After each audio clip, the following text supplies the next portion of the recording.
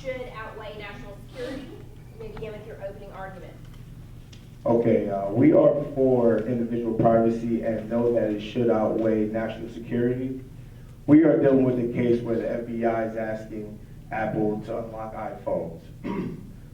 We are for individual privacy because there's a lot of information people out there would like to not disclose to the public. Also information that could jeopardize someone's life if it gets into the wrong hands. Also, we would be giving a lot of power to the government and we wouldn't know how they would use this type of information. FBI is also relying on the All Writs Act to breach individual security. The All Writs Act is an act that the government created to use all means necessary to protect the nation. Because technology is moving at such a fast rate, information that we are all using is becoming more part of our day-to-day cellular devices. With this being said, there is a lot of room for damage that if it gets put into the wrong hands, a lot of people can get hurt. Some of the information or privacy that becomes available to phones for other people could be like social security, bank accounts, all bank account statements, social contacts, browsing history as well. So if they go after our phone, like basically how far will they go to find out personal information on you? Information is out there that can do a lot of serious damage, and should we really allow this privacy to be used for a potential attack or like on others? So we believe that individual privacy should outweigh national security. Yes, sir? Do we have any more time? Yes. To add up more on what my friend said, think about it this way. Back in the day, it's like a simple analogy. Back in the days, the locks we used to have on the doors were pretty bad. It was really easy for the criminals to break in. But at the same time, it was easy for FBI and the other law enforcement to break into bad guys' places if they suspect anything. But with the technology advancements, the lock manufacturers, they improved so much that it's first of all harder for the criminals, for the bad guys to break into our homes. But right now, the FBI and other agencies can't really do it on their own. They need I mean, it's also the federal constitution, but they need the warrants and they need the permission. They can't do it on their own because it's just too hard.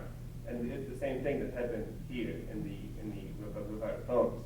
Back in the days when we used to have wired phones, it was really easy for the government or whoever wanted to wire it and then listen to what we were talking about. Right now, with all the encryption and again the technology advancement, it is so hard for them to break in the phone that they have to ask the manufacturer to do it.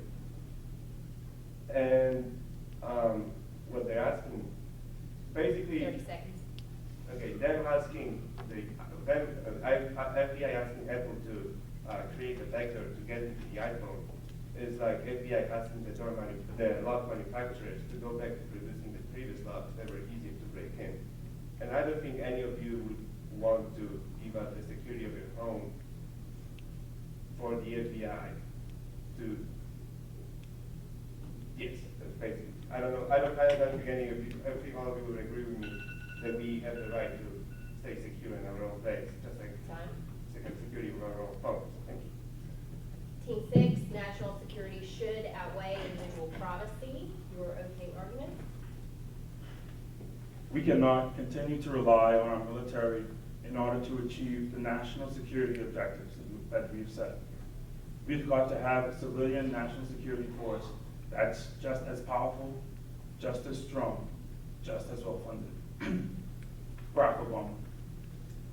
So it was on February 16th, Tim Cook, the CEO of Apple, released an open letter refusing the court order to unlock the phone of one of the shooters who killed 14 people and seriously injured 22 during the December attack in San Bernardino, California.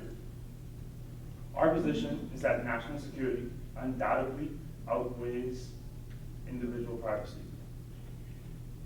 One of the government's most important, if not the most important jobs, is to ensure that they protect the nation at all costs. In the case of Apple versus the FBI, it spans beyond a governmental problem. It is a globalized societal problem. Yes, the case is more on a national basis, but it still questions the possibility of international terrorism.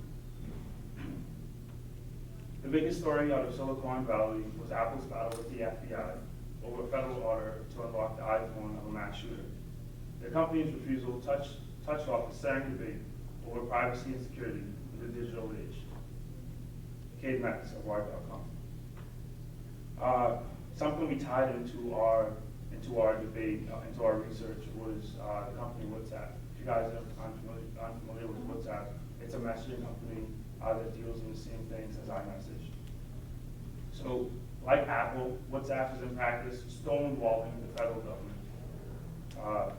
Our colleagues mentioned encryption. If you guys are unaware of what encryption is, it's where you can't, the FBI and other agencies of the sort are unable to actually view messages, even if they want to, even if they know that there are illegal acts being taken part of. So in stonewalling the federal government, it's WhatsApp and Apple is doing so on a much larger front.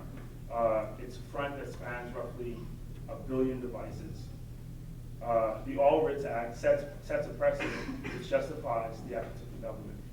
The All Writs Act of 1789 allows the government to mandate and set court orders to investigate individuals who represent a terroristic approach.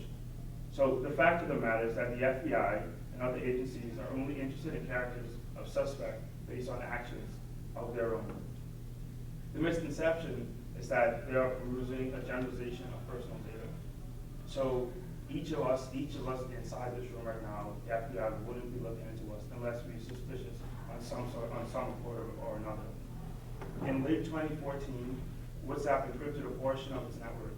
In the months since, its service has apparently been used to facilitate criminal 30 acts, seconds. including the terrorist acts on Paris last year. But the question is, what do you do when a company creates an encryption system that makes it impossible for court-authorized search warrants to be executed? What is the reasonable level of assistance you should ask from the company? What is the level you should ask from society? With the right stewards in place, with the right guidance, we can be effective. We can really affect positive change. But with the wrong stewards in the place, with wrong guidance, we can really negatively affect change. Thank you. Team 5, your rebuttal. Okay, so I would just like to start off with a statement that has to do with unlocking phones. It reads, the government suggests this tool can only be used once on one phone, but that simply isn't true. Once created, the technique could be used over and over again on any number of devices. I think this starts to answer the question that Rajal asked about how far will we go to unlock certain things, and should the government have certain mileage with the information that they need to get. We disagree. We think that individual privacy is valued over any national security. Not per se we disagree with national security and that we are supporting terrorism, but because any law-abiding citizen would become less secure because of these rules. Unlocking one phone provides a master key, and that will allow any hackers to have the same software to unlock any personal device. This doesn't have to be any cell phones. It can be security cameras. It can be any type of personal device that you use to store your information. People store bank account information, location information, photos, and contact information on all of these devices. Once that information is hacked, they have the ability to take over your entire life. So we just want to say, like, once the encryption is broken, it will leave an open door for anyone to access the information. So we don't want people to access that information. I'm sure that any of you can agree that this information is personal. We are law-abiding citizens, and that we value our privacy over anyone coming in and taking our information. Thank you. Team 6, your rebuttal? To go off what JP and Karina touched on, the FBI have no interest in your personal data. I know personally they can look through all my stuff and they won't find anything.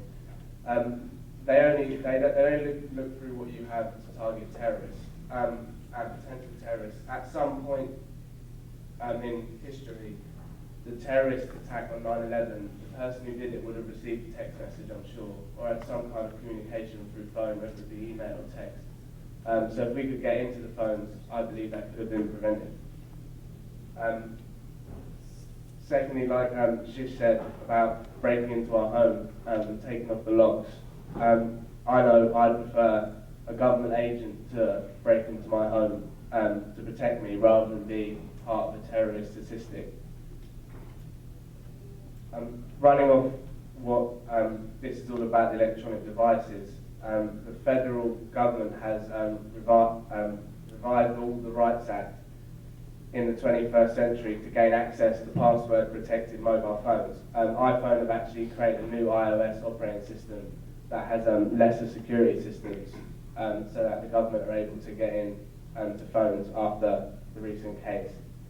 The Supreme Court established that all courts that were made by the Acts of Congress may issue rights appropriate in aid of their jurisdictions and agreeable to the usage of the law.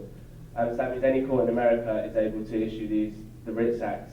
And I believe that says a lot to how they view how we should get in mobile devices. 3 seconds.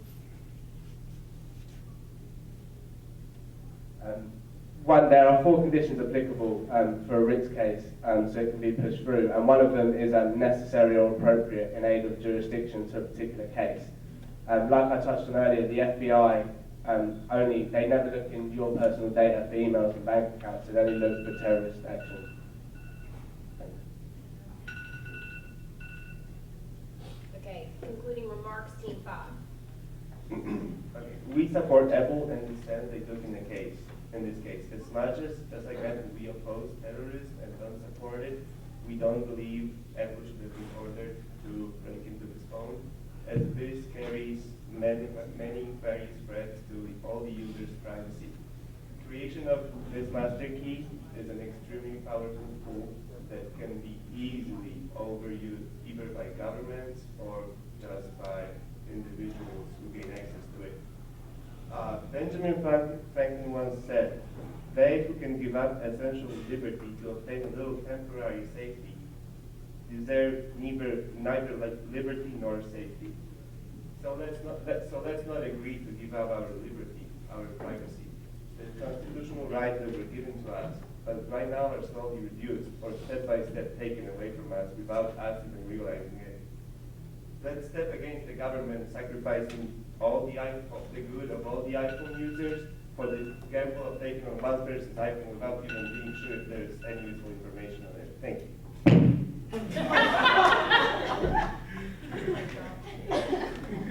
Team 6, your final remarks. No matter what argument you may have in regards to how much we need privacy, the bottom line is that securing the general welfare always is and always will be more important. Through surveillance, we are able to catch criminal activity and even prevent major attacks. Also, any right to privacy is not absolute. We already allow the government to control some of our private actions, for example, wearing a seatbelt in a car. Again, something set in place for the safety of oneself and the rest of society. More so, any intrusions on privacy for the sake of security would be minimal, and the most important rights would still be respected. To finish, 9/11 was the most traumatic attack to hit America. George Bush released the following statement: "Intelligence and how we use it is our first line of defense against terrorists and threats posed by hostile states." Thus, the government is not trying to read a regular conversation between you and your mother. Instead, they are trying to They are looking for suspicious activity that may lead them to stopping or finding the route to harmful